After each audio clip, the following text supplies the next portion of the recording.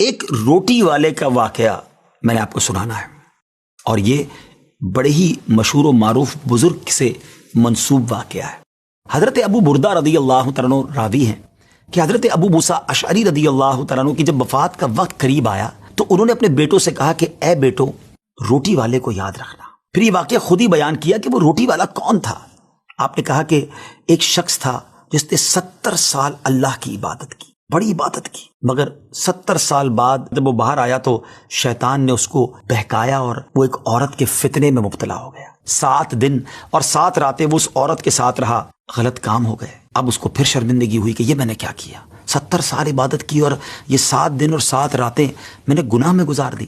بڑا شرمندہ، بڑا نادم، قدم قدم پر سجدے کرتا جاتا، توبہ کرتا جاتا۔ اب چلتے چلتے چلتے ایک مسافر خانے میں پہنچا تو وہاں 12 مسکین لوگ پڑے ہوئے تھے، لیٹے ہوئے تھے۔ اس نے بھی جگہ بنائی اور ان کے درمیان جا کر خود بھی گر کر سو گئے۔ اب رات میں ایک شخص آیا جو ان کو کھانا دیا کرتا تھا، روٹی دیا کرتا تھا۔ ایک ایک کر کے 12 روٹیاں لے کر آیا تو اس کو پتا تھا یہاں 12 مسکین رہتے ہیں۔ ایک ایک کر کے سب کو روٹی دینے لگا۔ وہ شخص جو یہاں آ کر اچانک بیچ میں آ کر لیٹا تھا، اس کو بھی وہ مسکین سمجھا اور اس کو بھی روٹی دے دی۔ لیکن ظاہر ہے کہ اگر ترتیب سے روٹی دیتے دیتے آگے آئے تو آخری نمبر والے کو روٹی نہ ملی، کیونکہ یہ تو 13 ہو چکے تھے۔ تو بانٹنے والے سے اس مسکین نے کہا کہ تم نے آج مجھے روٹی کیوں نہیں دی؟ اس نے کہا میں نے تو سب کو ایک ایک روٹی دی، کسی کو 2 نہیں دی۔ کہا تم مجھے روٹی نہیں دے رہے ہو۔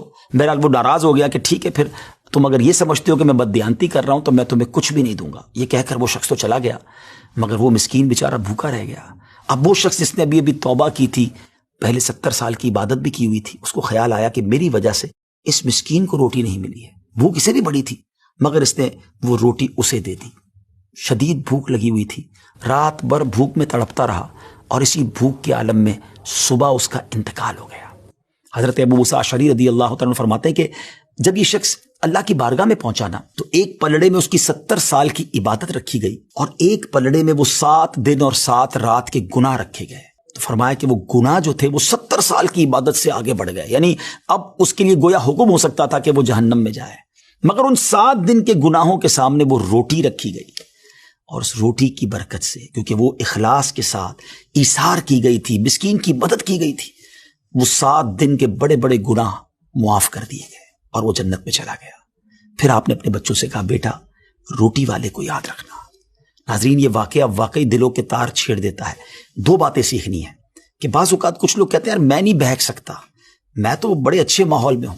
نہیں جناب، شیطان نے بڑوں بڑوں کو بہکا دیا ہے۔ ہمیں اپنی صحبتیں اچھی کرنی ہوں گی، اللہ کریم سے شیطان کے مقابلے میں پناہ مانگنی ہوگی، اور اپنے آپ سے ڈرتے رہنا ہوگا کہ نہیں میں بھی گناہوں میں مبتلا ہو سکتا ہوں، مجھ سے بھی کوئی بڑا گناہ کہیں نہ ہو جائے۔ توبہ کرتے رہیں، ڈرتے رہیں، خوف رکھیں اور اچھی صحبت اپنائیں۔ اور دوسری بات، صدقہ جو ہے نا وہ گناہوں کو مٹا دیتا ہے۔ صدقہ اللہ کی بارگاہ میں بڑا پسندیدہ ہے، غریبوں کی مدد کرنا یہ اللہ کو بڑا پسند ہے۔ ہمیں بھی چاہیے کہ وقتاً فوقتاً اپنے غریب پڑوسیوں، غریب رشتہ داروں، غریب مسلمانوں کی مدد کرتے رہیں۔ اور دعوت اسلامی کا شعبہ FGRF سبحان اللہ دکھیارے مسلمانوں کی شاندار انداز میں مدد کرتا ہے۔ سیلاب زدگان کی مدد کتنے بڑے پیمانے پر کی گئی، اور یہ سارا سال ہی اب کچھ نہ کچھ سلسلہ رہتا ہے، تو آپ بھی FGRF کا ساتھ دیجیے، دکھیارے مسلمانوں کی مدد کیجیے۔ اللہ آپ کے رزق حلال میں برکت عطا فرمائے اور ہم سب کے گناہوں کو معاف فرمائے۔